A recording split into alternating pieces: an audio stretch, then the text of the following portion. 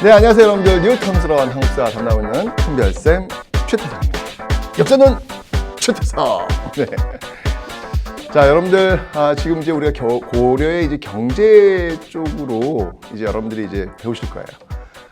사실은 여러분들이 참 어려워하는 부분이긴 해요. 이 경제라고 하는 그런 부분이. 근데 개념만 여러분들이 좀 잡고 있으면 이게 매 시대마다 똑같이 고대도 그랬고 중세도 그랬고 또 조선시대도 그렇고 똑같은 그런 개념으로 돌아가는 거거든요. 그러니까 이번 시간에 제대로 배워두시면 확실하게, 제가 사실은 이미 그 앞에 고대 파트에서 노급과 관료전을 설명하면서 설명을 드렸어요. 드렸기 때문에 여러분들이 조금은 감이 올 수 있는 상황이거든요. 이걸 제가 다시 한번 오늘 또 설명드리는 거예요. 그러니까 제가 얘기했죠. 하나의 개념을 갖고 용어만 다를 뿐이지 계속 반복되는 어떤 그런 내용이다 라고 하는 것, 그걸 여러분들 좀 염두에 두시고 따라오시면 되겠습니다. 자, 이 토지 제도와 관련해서는 이거 시험 문제 참 잘 나오는 그런 부분이기도 합니다. 자, 어떤 내용들인지 한번 살펴보도록 할게요. 자, 먼저 토지제. 자, 여기서 이 토지제도라고 하는 건 뭐냐면 그러니까 이거는 토지를 누가 소유하고 있느냐에 대한 이야기도 할 거지만 그 토지에서 나오는 세금을 국가가 걷어서 또는 국가가 걷지 않고 국가를 위한 공무원들한테 어떻게 줄 것이냐, 또 이 토지제도에 들어가는 거예요. 그러니까 그 토지를 소유하고 있는 소유권에 대한 이야기뿐만 아니라 그 토지의 수조권, 세금을 거둘 수 있는 권리, 수조권도 이야기하고 있다라고 하는 것. 요걸 여러분들이 좀 염두에 두셔야 되는 겁니다. 두 가지가 들어가 있는 거예요. 이 토지제라는 개념 속에는 수조권과 소유권의 어떤 두 가지 개념이 같이 들어가 있다라고 하는 거. 소유권은 아시죠? 수조권도 아시죠? 세금을 거둘 수 있는 권리예요. 예. 자, 여기서 우선 제가 이제 설명할 건 뭐냐면 그 수조권 개념부터 설명을 좀 드리도록 하겠습니다. 자, 토지제도의 변천입니다. 자, 먼저 토지제도 고려시대 들어와가지고 이 토지제도와 관련된 내용, 개념이 처음 출발한 시점이 언제냐면 태조 때예요. 태조 왕건 있잖아요, 왕건. 네, 이 태조 때부터 출발합니다. 이 태조 때 시행되었던 그 토지제도가 뭐였냐면요, 바로 역분전이라는 게 있었어요. 역분전. 네, 역분전. 자, 이 역분전을 지급을 했는데요. 이 역분전이 뭐냐면 어렵지 않아요. 역할에 따라서 나누어준 토지, 이렇게 여러분들이 이해하시면 될 것 같아요. 그러니까 어떤 역할이냐면, 자, 여러분들 제가 기억나시죠? 태조 왕건은 여러분들 고려를 세웠지만 힘이 있다 없다? 힘이 없어요. 호족 연합 정권이다라고 설명드렸어요. 호족들이 연합해가지고 만든 정권, 호족 연합 정권이다 라고 제가 설명을 드렸습니다. 그죠? 예. 그러니까 호족들 눈치를 많이 봐야 됩니다. 그래서 그 눈치를 보는 과정 속에서 여러분들 뭐 사심관제도, 기인제도, 뭐 결혼정책, 또 사성정책 여러 가지가 있었잖아요. 그죠? 토지정책도 거기에 들어갈 수 있어요. 이게 뭐냐면 이 역분전을 지급했다는 얘기죠. 이건 뭐냐면 바로 이 개국공신. 네, 개국공신. 즉 논공행상을 중요시 여기고 있는 것이다 라는 겁니다. 논공행상. 논공행상과도 관련이 있다라고 여러분들 좀 정리를 좀 해놓으시면 되겠습니다. 이렇게 해서 이제 토지에 대한 첫 번째 제도가 이제 등장을 하는 거예요. 자, 그런데 여기서도 역시 마찬가지예요, 여러분들. 역분전이라고 하는 것들이 어떤 그 토지의 소유권을 주는 어떤 그런 개념 아니에요. 저는 지금 당분간 말이죠. 지금 이 토지를 설명할 건데 제가 지금부터 쭉 설명드린 내용들은요, 모두 다 수조권과 관련되는 겁니다. 소유권이 아니라 수조권과 관련되는 겁니다. 알았죠? 그러니까 너가 이제 공을 세웠으니까 너희 이 땅 가져. 너 소유권이야. 이거 너 소유 거야. 이거 네 거야. 이런 개념이 아니라 그 땅에서 나올 수 있는 세금을 거둘 수 있는 권리를 너한테 줄게. 이렇게 이야기하는 거예요. 아시죠? 호족 연합정권이에요. 눈치 보는 거예요, 지금요. 그죠? 그러다가 호족들에 대한 숙청 작업이 들어가죠. 누가요? 광종이요. 자, 이 광종은 호족들에 대한 숙청 작업 진행되는 과정 속에서 관리들을 서열을 만들어 놓죠. 네, 그게 뭐냐면 바로 관리들의 공복을 제정한다. 관리들의 공복을 제정하고 있더라 라고 설명드렸습니다. 네, 공복제정이라고 하는 건 뭐냐면 색깔별로. 제가 지금 빨간색 입고 있잖아요. 그죠? 빨간색, 파란색 뭐 이런 식으로 해가지고 서열을 딱 만들어 놓는 그런 모습들을 지금 광종이 보여주고 있었습니다. 자, 이렇게 이제 시스템이 좀 갖춰진 거예요. 이전까지는 그 호족들의 어떤 눈치를 보면서 가고 있었는데 이제 광종 시대가 되면서 이제 왕과 신하의 어떤 그 위계 관계를 만들어 놓은 거예요. 자, 이제 왕한테 충성하는 관직의 등급에 따라서 토지를 줄 수 있는 토대가 마련된 거죠. 그죠? 자, 그 토대가 마련되어서 처음 나온 제도가 뭐냐면 바로 경종 때. 경종 때 처음으로 시행한 전식과라고 해서 그걸 뭐라고 하냐면 바로 시정 전식과. 처음 정한 전식과라고 해서 시정 전식과다라고 이야기를 하는 겁니다. 자, 여러분들 이 시정 전식과라고 했을 때 이게 어떤 의미냐면 여러분들 보세요. 이 과라고 하는 것은요. 과라고 하는 것은 18등급으로 나눕니다. 네. 18개의 서열로 나누는 거예요. 지금도 왜 공무원들 보면은 왜 1급 공무원부터 뭐 9급 공무원 이렇게 나뉘어지잖아요. 그죠? 18등급으로 나눈 다음에 전지와 시지를 지급하는 거예요. 자, 여기서 전지는 뭐냐면요. 여기서 전지는 토지예요, 토지.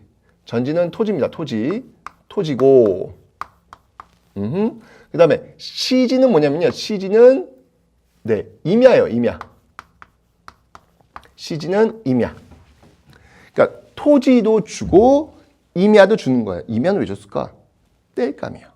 땔감. 옛날엔 여러분들 지금처럼 이렇게 뭐 가스가 들어오고 그런 게 아니었잖아요. 그죠? 그러니까 땔감이 중요했단 말이에요. 그 땔감을 가져갈 수 있는 산을 줬다는 이야기예요. 임야를 줬단 말이야. 그래서 과에 따라서 토지와 임야를 지급하는 제도를 전식과다라고 하는 것입니다. 이해가 되셨죠, 여러분들? 자, 그런데 토지와 임야를 준다고 해가지고 그 토지 소유권을 준 거예요? 임야의 소유권을 준 거예요? 아니라고요.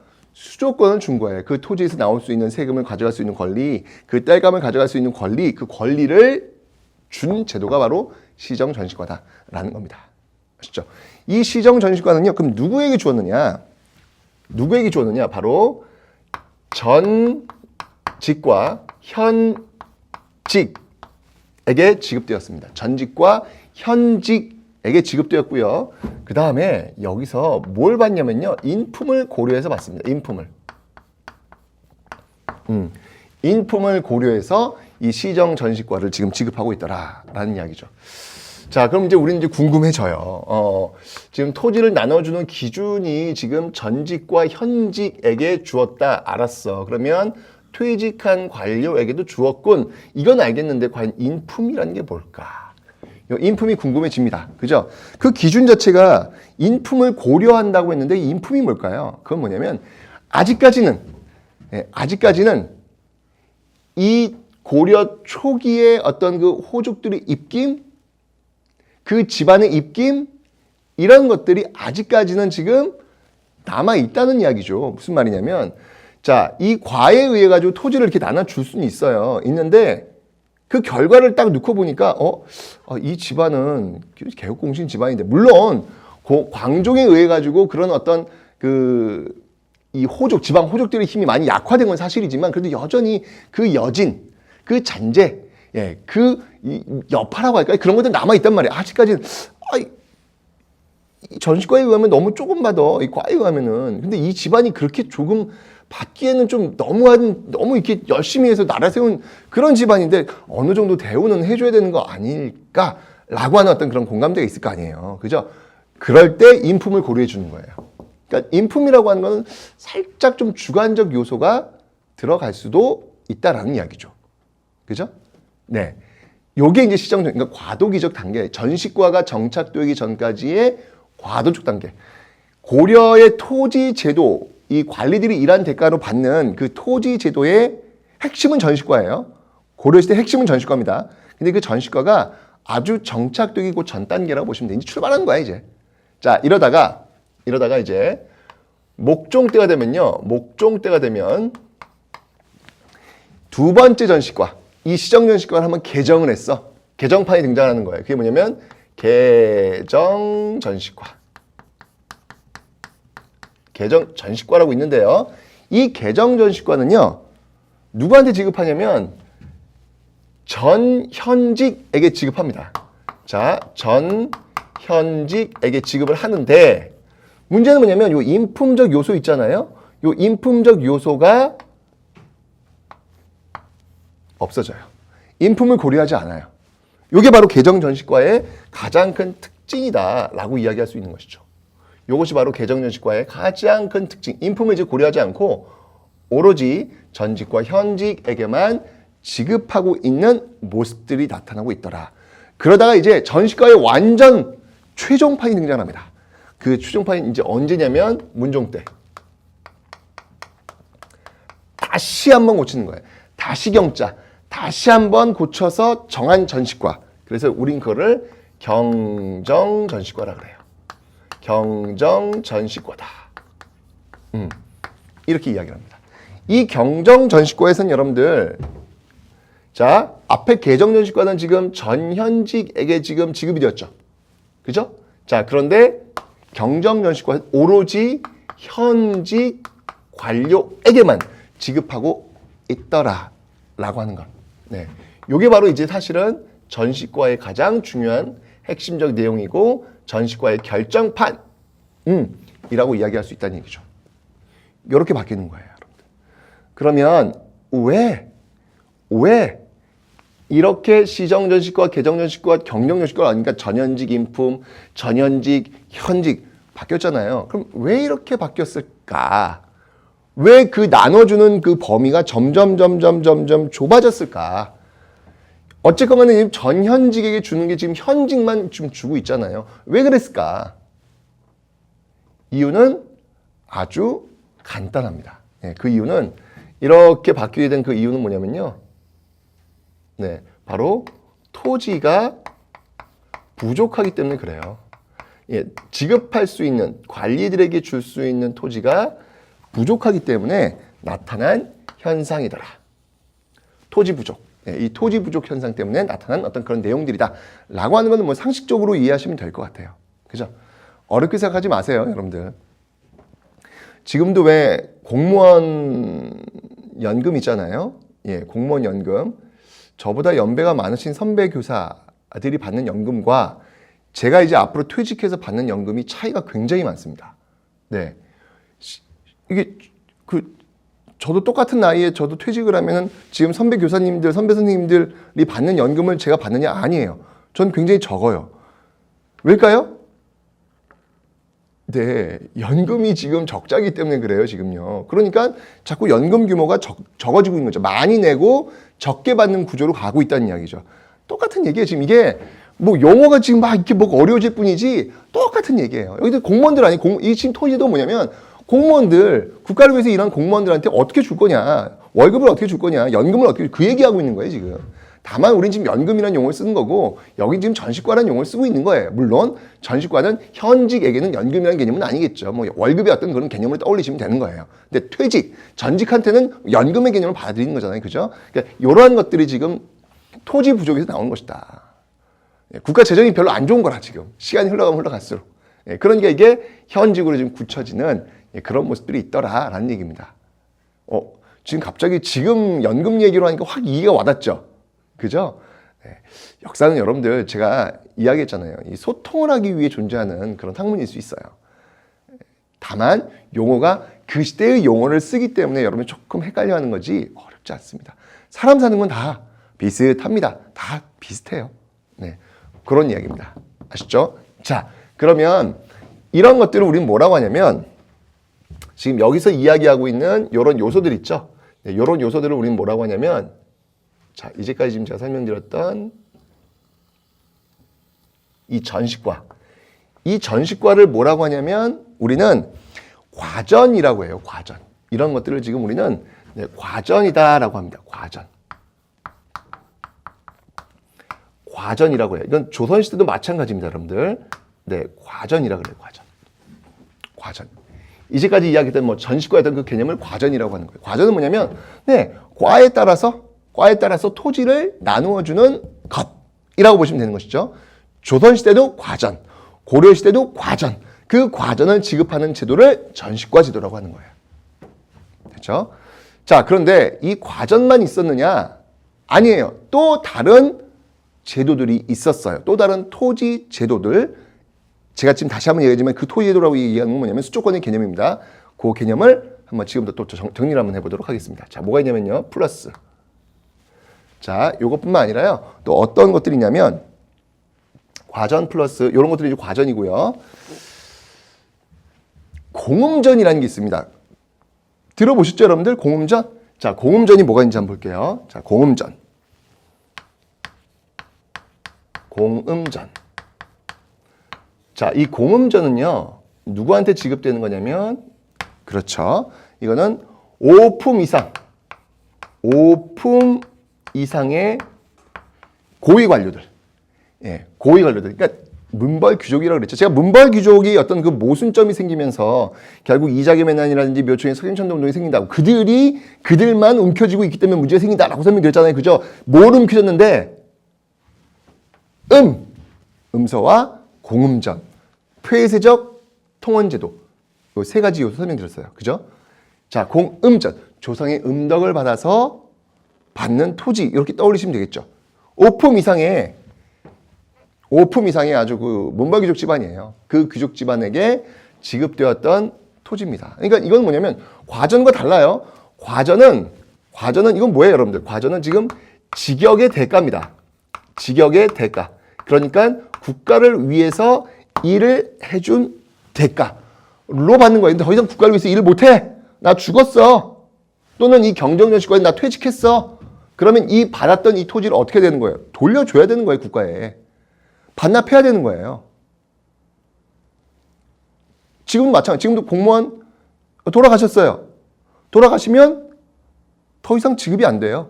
물론 조금 더 디테일에 들어가면 제가 만약에 결혼을 했어요. 제가 죽으면 죽고 싶지 않아요.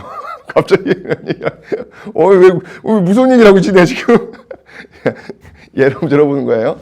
제가 죽으면 제 연금의 일부를 제 아내가 또 수령하긴 돼 있어요. 이건 제가 나중에 조선시대 설명하면 다시 한번 설명을 드릴 거예요. 근데 어쨌건 간에 제가 죽으면 제 아내가 제 연금을 수령해요. 그런데 제 아내가 죽잖아요.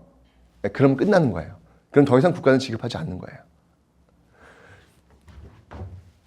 어쨌건 간에 그건 좀 더 자세히 들어가는 거고, 이 과전이라고 하는 건 뭐냐면 국가를 위해서 일을 한 대가로 받는 건데 더 이상 일을 못하면 다시 반납이에요. 토지 돌려주는 거예요. 물론 그 토지의 수조권을 돌려주는 거죠. 더 이상 세금을 거둘 수 있는 권리를 내가 갖고 있지 못하는 거죠. 그죠? 자, 그러니까 이 과전은 여러분들 세습이 될까요? 안 될까요? 과전은요. 내가 일을 못하는데 돌려줘야 된다니까요. 이 과전은 그래서 세습되지 않아요. 세습되질 않아요.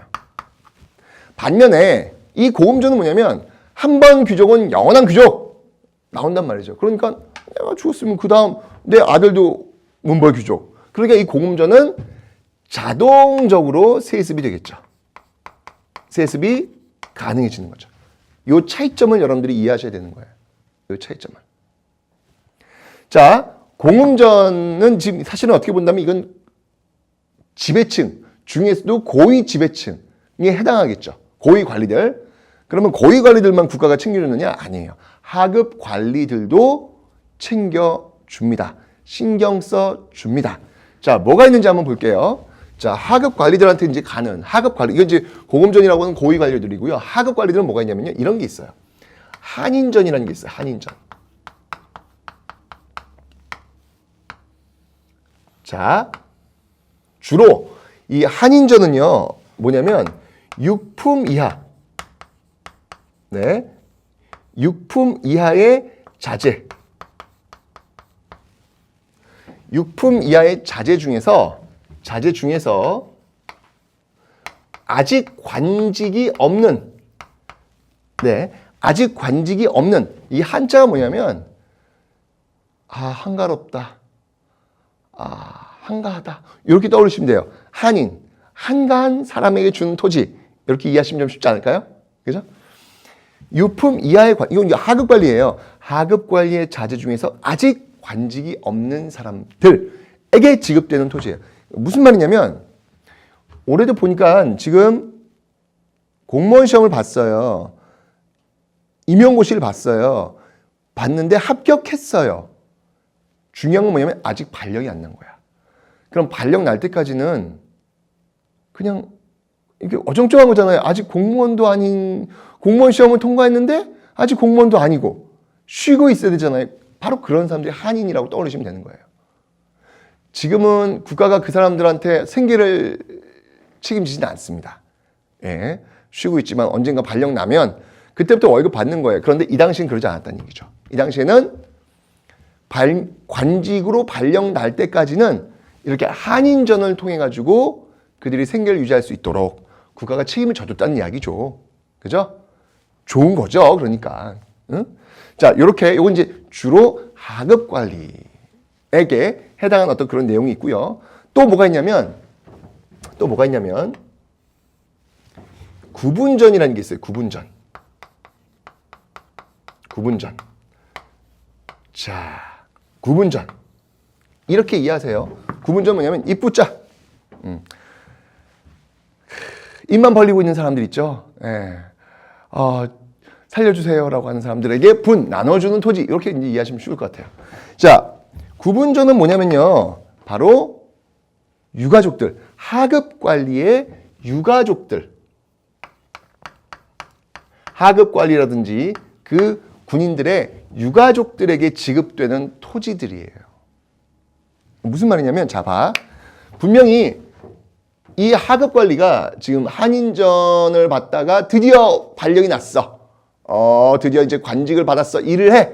일을 하면 자동적으로 이제 한인전을 돌려줘야죠. 한인이 아니니까. 그죠? 자, 그러면 이제 관직에 나가서 일을 하니까 이 18과에 어딘가에 들어갈 거 아니에요. 관직을 얻었으니까. 그죠? 그러면 이 18과 중에 어디 들었으니까 뭘 받는 거예요? 이제 전시과를 받게 된다고요. 한인전 대신에 전시과를 받아요. 자, 그런데 이제 이 사람이 죽었어. 더 이상 국가 위해서 일을 못해. 그러면 그 전시과를 어떻게 해야 돼요? 반납해야 될 거 아니에요. 반납하는데 유가족들은 그럼 어떻게 해야 되는 말이야. 그 관리가 이제 돈 벌어가지고 이게 살아왔던 사람들인데 그 사람들 어떻게 해야 되는 말이야. 고위 관료들은 걱정할 게 없어요. 공음전이 있으니까. 이건 세습이 된단 말이에요. 그런데 하급 관리들은 그게 문제잖아, 지금. 생기가 안 되잖아. 그래서 그 유가족들에게 전시과의 일부를 구분전의 명목으로 돌려주는 거예요. 제가 방금 얘기했잖아요. 제가 죽으면 제 아내는 뭐 먹고 살라고요? 뭐 별의별 얘기를 다 하네. 제 아내는 뭐 먹고 살라고요? 그러니까 국가에서 제 연금의 일부를 제 아내에게 구분전의 형식으로 주는 거예요. 이해가 되시죠? 이게 용어만 다르지 지금하고 똑같아요. 쉬워. 어려운 게 없어요. 지금하고 똑같아요. 그런 개념으로 지금 여러분들 이해하시면 되는 거예요. 자, 제가 어느 한 하급 관리에 한인전부터 출발해서 구분전까지 어떤 그 라이프 스토리를 지금 제가 설명을 드린 겁니다. 이해가 되시죠, 여러분들? 이렇게 쉽게 이 토지 제도를 이야기하는 그런 강의는 없다, 진짜. 자, 그런 것들. 한인전, 구분전. 이해가 다 되셨으리라 봅니다. 자, 그러면 이제 그 하급 관리들 중에서도 그 직역이 있을 거 아니에요.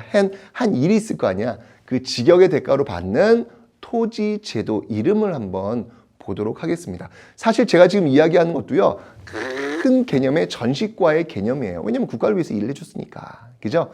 그 개념들 전시과라고 하는 큰 틀 안에서 어떤 토지를 지급받느냐. 토지 명목이거든요. 자, 그걸 한번 볼게요. 뭐가 있냐면 먼저 군인전이라고 있습니다. 군인전. 군인전은 누구에게 주는 걸까요? 뭐 이렇게 어려워해요. 군인전은 군인한테 주는 거지. 그죠? 네. 이 군인전은요, 여러분들 그 중앙군 있죠? 중앙군. 직업군인 중앙군. 그렇죠. 바로 2군 6위. 2군 6위 중앙군. 네. 이들에게 주로 지급이 됩니다. 군인전은 말이죠. 이 군인전은 직업군인들이에요. 이 중앙군은 2군 6위는 직업군인들이에요. 그러니까 이 하급 관리들은 주로 직역을 세습을 합니다. 우리 아버지가 군인이었어. 그러면 나도 군인이야. 직역을 세습하는 거야. 직역을 세습하니까 자연스럽게 이 군인전은 세습이 될까요, 안 될까요? 자연스럽게 세습이 되는 거예요. 자연스럽게. 그죠? 자, 또 뭐가 있냐면 외역전이라고 있어요. 외역전. 자, 외역전은 뭐냐면요. 외역전도 어려운 거 아니에요. 자, 바깥 외자예요. 바깥 외자.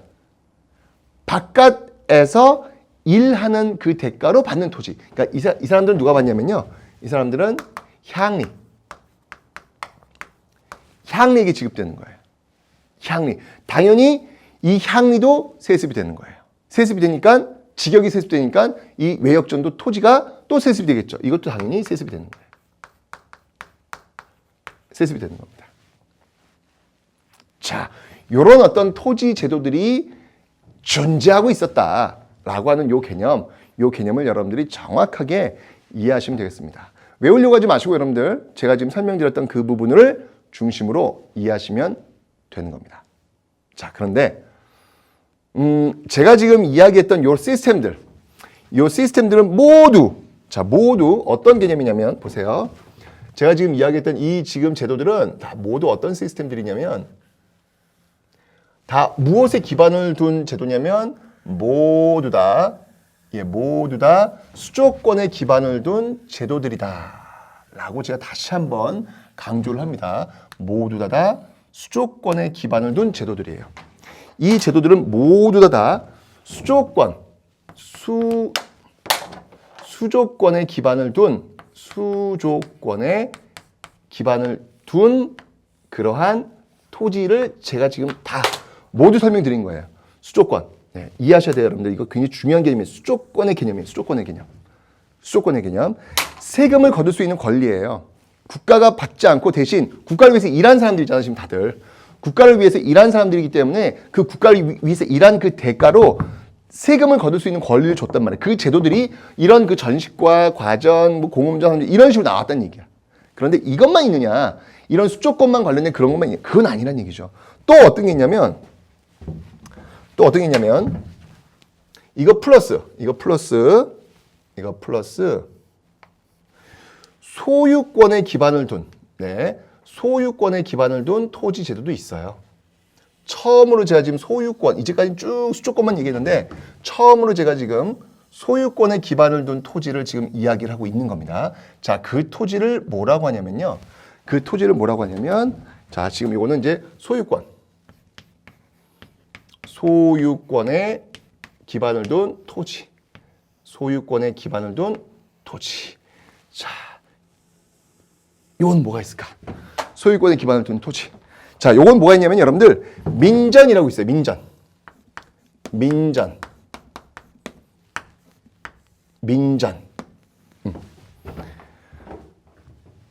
자, 이 민전은 뭐냐면 여러분들, 이 민전은 지금 제가 얘기했죠. 이 소유권에 기반을 둔 토지라는 겁니다. 이 민전은요, 어렵지 않아요. 이거는 내 땅이에요. 네, 내 땅이에요. 내 땅이라고요. 이건 내 땅이라고요. 여기서 만약 관리가 과전을 받았어. 그럼 그 땅은 내 땅인가? 내가 소유한 땅인가? 아니에요. 누군가가 소유했겠죠. 누군가가 소유했는데 그 소유한 사람이 국가에 세금을 낼 거 아니야. 이 당시 농민들의 그 세금은 기본적으로 조세, 공납, 역이라고 설명드렸어요. 토지세, 특산물, 노동력 제공하는 요 3대 의무가 있단 말이에요. 그 중에서 토지세란 말이죠. 누군가 소유한 토지에서 나오는 세금, 그 조세를 국가 대신 이 관리가 받는 거란 말이죠. 그게 바로 과전이라고 제가 설명드렸잖아요. 그죠? 다시 한번, 이 과전은 뭐냐면 누군가가 소유한 토지에서 나오는 세금을 관리가 국가를 위해서 일했기 때문에 받아가는 거라고 제가 설명드렸어요. 그러면 제가 지금 방송이었죠. 누군가는 소유했다는 얘기예요. 누군가는. 그 누군가가 소유한 그 토지를 뭐라고 하냐면 민전이라고 하는 거예요. 민전. 이건 내 땅이에요. 내 땅. 네. 그러니까 이 민전은 뭐냐면 당연히 민전은 세습이 가능하죠. 세습이 가능하고요. 매매도 됩니다. 왜 내 땅이니까 내가 마음대로 팔면 되는 거지. 매매라든지 내 아들한테 물려줘야지. 상속이라든지 매매, 상속, 누구한테 빌려줘야지. 임대. 이런 것들이 모두 다 가능한 그런 토지라는 얘기죠. 이러한 어떤 구조로 고려시대 토지 제도는 운영되고 있다. 근데 사실 여러분들 이게요 지금도 뭐 똑같잖아. 지금도 여러분들 뭐 집이 있다. 몇 평짜리 집에 살고 있다. 그게 여러분들의 소유라면 그게 민전이에요. 그게 그 몇 평이 바로 여러분들의 민전이 되는 거죠. 근데 요즘은 이제 농사를 짓질 않으니까 거기 이제 뭐 이렇게 뭐 여러분들이 그도 뭐 텃밭을 뭐 갖고 별로 그러진 않잖아요. 지금 도시에서는요, 그죠? 어쨌건 간에 여러분들 몇 평짜리 집이 있다. 그 소유다. 우리 집이다. 전세 아니다. 월세 아니다. 우리 집이다. 라고 한다면 이제 그게 이제 민전이라는 개념으로 이해하시면 된다는 이야기예요. 아시죠, 여러분들? 똑같은 개념입니다. 지금 살고 있는 그 시대와 그렇게 차이 없어요. 네. 자, 이렇게 해서 제가 이 고려시대의 그 토지 지도를 정말 깔끔하게 제가 설명드렸습니다. 이 정도만 아시면, 그러네. 용어만 좀 다를 뿐이지. 용어는 여러분들 한자를 통해 가지고 좀 유추하시면 되고요. 지금 살고 있는 그 우리 시대의 모습과 별반 차이가 없구나. 인간사 비슷하구나. 이렇게 여러분이 이해하시면 되는 겁니다. 됐죠? 자, 이렇게 해서 고려의 토지 제도를 제가 설명을 드렸고요. 자, 이제 경제생활, 고려의 경제생활로 한번 넘어가 보도록 하겠습니다. 자, 이 고려의 경제생활은요. 자, 먼저 논농사와 밭농사부터 한번, 농업부터 한번 좀 살펴보도록 할게요. 자, 먼저 논농사입니다. 논. 자, 이 논농사에서 여러분들 주목하실 건 뭐냐면요. 왜 그 고대 지증왕이 소를 이용해서 농사를 지었다라고 설명드렸죠. 우경의 시작. 물론 그게 시작인지는 확신할 수는 없어요. 왜냐하면 기록이 그렇다는 것이지 제가 볼 땐 그 이전부터 우경은 시작되었다라고 생각이 들거든요. 어쨌건 그 우경 시작이라고 하는, 우경이라고 하는 그 용어가 처음 등장한 건 바로 그 지증왕 때부터라는 얘기죠. 자, 그런데 그렇게 고대부터 출발했던 그 우경이 이제 고려시대 중세로 오면요. 일반화됩니다. 우경의 일반화. 우경의 일반화. 네, 소를 이용해서 농사를 짓는 것들이 지금 일반화되고 있더라라는 이야기고요. 그 다음에 이제 여러분 또 뭐가 있냐면요. 이항법. 와우, 이거 뭐 사실 이항법이라고 하는 것은 조선사회를 막 흔들어 놨던, 조선 후기를 흔들어 놨던 그런 농법인데요. 고려 후기 때 이 이항법이 소개가 돼요. 그래서 이 이항법이요. 이항법이 고려 후기 때 소개가 됩니다. 소개가 됩니다. 이항법이 소개가 되어서 남부 일부 지역에서 활용이 되고 있더라라고 하는 거 여러분이 기억을 좀 해놓으시면 되겠습니다. 남부 일부 지역에서 활용되고 있더라. 이항법. 이항법이 뭐냐면 여러분들 쉽게 얘기하면 이거예요. 이항법은 쉽게 얘기하면 모내기. 네, 모내기법. 모판에다가 따로 심은 다음에 이제 그걸 옮겨 심는 것이죠. 옮겨 심는 것이죠. 바로 그런 모내기법을 활용한 이항법이 지금 소개가 되었다. 이제 이 이항법은 여러분들 조선 후기에 정말 많은 역할을 하게 될 겁니다. 이 이항법은 특징이 뭐냐면요. 생산력을 증가시키고요. 노동력은 절감시켜요. 왜냐하면 한 줄로 쭉 나란히 그걸 심을 수가 있잖아요. 벽실을 뿌리는 걸 우리는 뭐라고 하면 직접 파종한다 그래요. 직파법이라 그래요. 직파법이 아니라 이렇게 이항법을 하면요. 쭉 나란히 이렇게 하기 때문에 나중에 거기서 피라고 하는 그 잡초 있잖아요. 그 잡초를 아주 쉽게 뽑아낼 수가 있어요. 이 잡초를 이 피를 뽑아주지 않으면 많이 안 열려요. 그래서 이거 뽑아줘야 되는데 직파법인 경우에는 이 피가 굉장히 비슷해요. 이 벼랑. 그러니까 이게 뭐가 문제지? 이걸 고르려면 정말 많은 시간과 많은 노동력이 들어가거든요. 그런데 이 이항법은 한 줄로 쭉 나란히 있는 거, 그 밖에 나온 게 있으면 피일 거 아니에요. 그죠? 금방 쉽게 쏟아낼 수 있다는 얘기죠. 물론 직파법은 장점이 있어요. 물이 적더라도 뿌려놓으면 지가 알아서 뿌리를 내려서 자란다는 것이죠. 그러니까 이 물을 대고 물을 빼고 이 기술이 발달되지 않았다면 이항법보다는 직파법이 훨씬 더 안전하죠. 조선 후기에 가서 이제 이항법이 쫙 전국에 확산되는데 그 이유는 뭐냐면 저수지 기술이 발달했기 때문에 가능한 거예요. 아직까지 이 양법이 훨씬 더 생산력을 증가시키는 건 맞지만 아직까지는 이 양법을 쉽게 쓰기는 부담스럽다라고 하는 거 그 정도만 기억하시면 되겠습니다. 이 당시 농서로는요, 농법책으로는요, 농상지표가 있습니다. 농상지표. 네, 어디서 이제 우리의 어떤 독자적인 어떤 그런 건 아니고요. 예, 원나라에서 수입했던 농상지표라는 것이 있다라는 거 기억하시면 되겠습니다. 그 다음에 이제 밭을 한번 볼게요. 밭농사. 자, 이 밭농사에서는 여러분들 이 비료 만드는 기술, 지력이죠, 지력. 그 지력을 발달시키기 위해서 시행하는 그 시비법. 네, 시비법이 발달해서 그 덕분에 휴경지가 감소해요. 휴경지가 상당 부분 감소하는. 그렇다고 소멸된 건 아니고요. 예, 왜냐면 그 지력이 떨어지면 아무리 씨를 뿌려봐도 여러분들 열매가 잘 안 열려요. 예, 그래서 그 지력을 돋구어 줘야 되는데 옛날에는 그런 비료 기술이 발달되어 있지 않으니까 땅을 이게 몇 년간 묵혀요. 예, 스스로 그 지력을 갖추도록 하기 위해서. 그런데 이제는 비료를 써가면서 매년 농사를 지을 수 있는 환경을 조금씩 만들어 가고 있더라. 휴경지가 완전히 소멸된 건 아니에요. 그건 이제 조선시대로 가야 돼요. 하지만 점차적으로 지금 감소시키고 있더라라는 거 기억하시면 되겠습니다. 그리고 이제 이때 2년 3작. 2년 3작. 이걸 뭐라면 돌려짓기. 2년 동안에 조, 보리, 콩과 같은 어떤 작물을 돌려짓는 거예요. 돌려짓기. 이걸 이제 돌리는 거죠. 윤작법이라고도 합니다. 네, 이런 2년 3작이 또 시행이 되고 있었다라고 하는 거 기억하시면 되고요. 그 다음에 잘 알죠, 여러분들? 예, 목화의 재배. 목화가 도입됩니다. 네, 누가? 문익점. 우리의 문익점. 그러니까 속된 말로 얘기하면 이제 밀수를 한 거죠. 네, 뭐 원래 들여와가지고 엄청난 변화를 온 거예요. 사실 여러분들 이 목화 도입은요 정말 이 의생활에서 엄청난 변화를 가져왔겠구나라는 생각이 들어요. 그 전까지는 속옷을 아마 배옷으로 입지 않았을까요? 거칠. 근데 이제 이 목화가 도입되면서 그 들어온 면 제품의 그 느낌을 가질 수 있다. 야, 이거는 뭐 거의 저는 제가 볼 때 센세이션이다 라는 생각이 듭니다. 생각을 해보세요. 안 그렇습니까?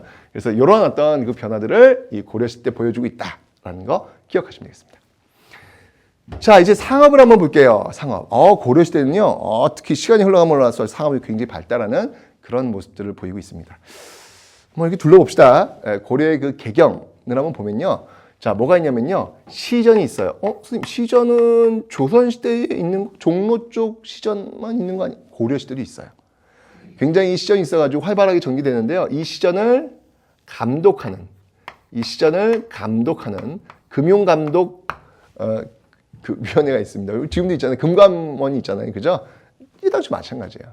또는 뭐 지금도 공정거래위원회, 뭐 공정위 이런 거 있잖아요. 그죠? 똑같아요. 이런 것도 시전들이 어떤 장난치지 못하도록 감시하는 그런 제도가 있었는데요. 그게 뭐냐면 경시서라는 게 있습니다. 경시서라는 게 있어가지고 이 시전의 어떤 독점적 행위를 제어하는 그런 역할들을 지금 해주고 있죠. 그 다음에 또 뭐가 있냐면 여러분들 상평창이라고 상평창. 늘 평평하게, 늘 수평되게 만들어주는 창고. 즉 이 상평장은 여러분들 바로 물가 조절기구예요. 물가 조절기구가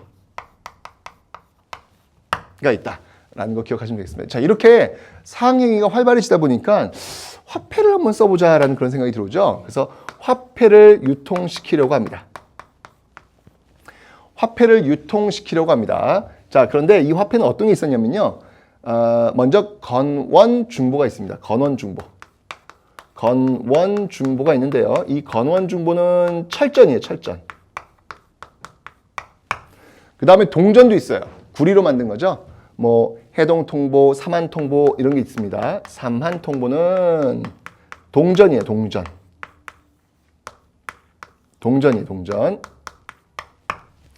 그 다음에 활구가 있어요. 활구. 이 활구는 좀 기억을 좀 해놓으세요. 활구는 뭐냐면 은으로 만든 그 병 모양의 이건 은전이에요. 은전이 있어요. 활구. 자, 요거 제가 지금 사진을 통해서 한번 활구 한번 보여드리도록 하겠습니다. 자, 요 모양. 뭐야, 이게 그릇같이 이런 모양으로 생겼잖아요. 그죠? 네, 이게 지금 은으로 만든 거예요. 은으로 만들어가지고 아주 고액의 그런 화폐, 지금 우리가 본다면 뭐 5만 원권 이상의 어떤 그런 가치가 있는 그런 화폐, 뭐 이런 식으로 지금 사용될 수 있었다. 그만큼 이 상업이 발달했다는 이야기죠. 이게 이제 사용 가능하려면. 그런데 이런 화폐를 유통을 시키려고 했는데요.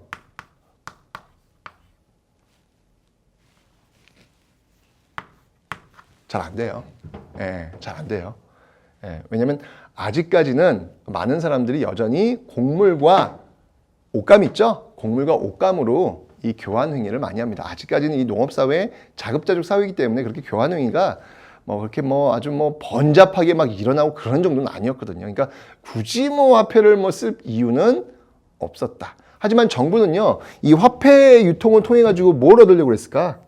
그렇죠. 이렇게 되면은 국가가 돈을 찍어낼 수 있기 때문에 재정을 확보할 수 있었겠죠. 국가의 어떤 재정 확보 차원에서 이런 화폐를 유통하려고 했는데 뭐 그렇게 큰 성과는 거두지 못한다. 이 정도만 기억하시면 되겠습니다. 성과 거두지 못했으니까요. 그죠? 네. 그 다음에 이제 여러분들 이 그 국제무역, 국제교역 굉장히 많이 활발하게 전개되는데 이때 그 국제무역항으로서 아주 활발하게 활동을 했던 곳이 있죠. 거기가 어디냐면 바로 병란도라는 곳입니다. 병란도. 이 병란도는 여러분들 국제무역항으로서 아주 이름을 날리게 되는데요. 이 국제무역항 병란도를 통해서 이 이슬람 상인들도 들어와요. 아라비아 상인들 들어와가지고 이들에 의해서 바로 이 코리아라고 하는 이름들이 또 서방에 알려지게 되는 그런 계기가 되기도 합니다. 자, 당시에 그 국제무역을 한번 지도를 통해서 보도록 하겠습니다. 자, 여러분들 이 지도에서 일단 나라들의 위치를 보세요. 여진, 거란이죠. 그 다음에 송나라 위치를 잘 보세요. 일단 위치, 요게 어디가 여진이고 어디가 거란이 세운 요인지, 송나라인지 위치를 잘 봐두셔야 돼요. 여기를 지금 가리고 가나다 이렇게 해서 각각의 나라에 대한 설명으로 옳은 것을 이렇게 설명할 수도 있어요. 일단 그 첫 번째 포인트고, 두 번째 포인트는 뭐냐면 이 유목민족들, 여진, 거란 중에서 이 고려와 교역하는 걸 보면요. 주로 그들은 뭘 원해요? 농작물을 원해요. 그러니까 곡물을 원해요. 곡물 가져가고 있잖아요. 그죠? 그리고 그 대신 뭘 지급하고 있어요? 은을 지급해요. 왜 은을 고려에 지급하냐면 이 고려가 그 은을 받아가지고 다시 송나라한테 그걸 지금 지급하고 있죠. 송나라에서는 뭘 가져와요? 은을 지급하고 대신 비단, 약재, 서적 이런 걸 갖고 오고 있잖아요. 그죠? 그러니까 은이 당시에 어떤 그 통화 수단이 되고 있는 거예요. 주로 선진국 쪽으로 은이 지금 흘러가고 있음을 알 수 있습니다. 여기 두 번째 포인트고요. 세 번째 포인트는 뭐냐면, 자, 여기서 지금 위치를 잘 봐주세요. 어디 위치? 병란도의 위치. 국제무역항에서 병란도 위치를 여러분들 확인해 놓으시면 되는 겁니다. 이 병란도 지금 개경하고 거의 가깝게 있죠? 이 병란도를 통해서 지금 외국 상인들이 지금 많이, 아랍의 상인들이 지금 많이 들어오고 이런 걸 통해 가지고 지금 코리아, 뭐 이런 그 고려라는 이름이 알려졌다라고 하는 거, 그 정도만 여러분 기억하시면 되겠네요. 됐죠? 자, 이제 수공업입니다. 수공업. 자, 이 수공업에서는요, 전기에는요, 네, 고려 전기에는요, 주로 관영수공업. 국가에서요, 왜 여러분들 일반 민들은 세 가지 의무가 있다 그랬죠? 조세, 공납, 역의 의무. 이 물건을 만드는 사람들은 역의 의무를 어떻게 하냐면, 노동력을 어떻게 제공하냐면, 자기가 물건을 만드는 기술이 있잖아요. 그 기술을 국가에 제공을 합니다. 그래서 국가가 그들을 공장 아니라 그래가지고 리스트를 쫙 적어놔요. 그래서 국가가 뭐가 필요해? 그럼 그런 사람들이 동원되어가지고 물건을 만드는 관영 수공업이 발달하고요. 그 다음에 주로 수공업을 전문적으로 만드는 동네가 있다 그랬죠? 그게 어디에? 소, 향, 부곡, 소에서 소수공업. 네, 위주로 가는 모습들. 그런데 요게 이제 후기로 가면요. 네, 후기로 가면요. 뭐로 오느냐? 제가 상업이 발달한다 그랬죠? 네, 그러면서 이 민영수공업도 꽤 발달하고요. 그 다음에 특히 사찰 있죠? 이 사원에서 이 전문 인력들을 동원해가지고 물건을 만들고 그걸 판매하는 그런 사원수공업도 발달하는 네, 그런 모습들도 나타나더라고요. 그러니까 고려시대는 시간이 흘러가면 흘러갈수록 굉장히 상업행위가 활발하게 전개가 되었고 교환행위를 이렇게 고대에 비해서 상대적으로 많이 하다 보니까 물건을 만드는 이 수공업도 발달하는 그런 모습을 보인다. 뭐 이렇게 여러분들 정리를 해 놓으시면 되겠네요. 됐죠? 자, 이렇게 해서 이 고려인들의 어떤 그 토지 제도, 그 다음에 경제 생활, 이런 내용들을 지금 살펴봤습니다. 공부해 보니까 여러분들 어때요? 그때나 지금이나 사람 사는 모습은 비슷하다. 다만 그 시대의 용어와 지금의 용어가 다를 뿐이지. 여러분들은 항상 역사를 공부하시면 제가 소통이라고 하는 단어를 잊지 마시라고 설명드렸습니다. 그 소통의 단어는 뭐냐면 그냥 무조건 지금 현재와 그 과거의 어떤 사람들을 이렇게 떨어뜨려 생각하는 게 아니라 지금 현재 우리 모습과 그 시대의 모습이 어떻게 같은지, 어떤 차이점들이 있는지 끊임없는 과거 사람들과의 대화를 통해서 이뤄내시라 라는 겁니다. 됐죠? 자, 이렇게 해서 이제 고려 경제 살펴봤고요. 자, 다음 시간 여러분들 고려의 그 사회, 문제 풀어야죠. 바로 사회 나갔는데. 문제를 풀어야죠. 자, 이 고려 경제편에 대한 문제를 또 한번 풀어보면서 어떤 문제 유형들이 나오는지 한번 확인해보는 그런 시간을 갖도록 하겠습니다. 오늘 고생 많으시고 여러분들 다음 시간에 건강한 모습으로 보겠습니다. 여러분들 안녕히 계세요.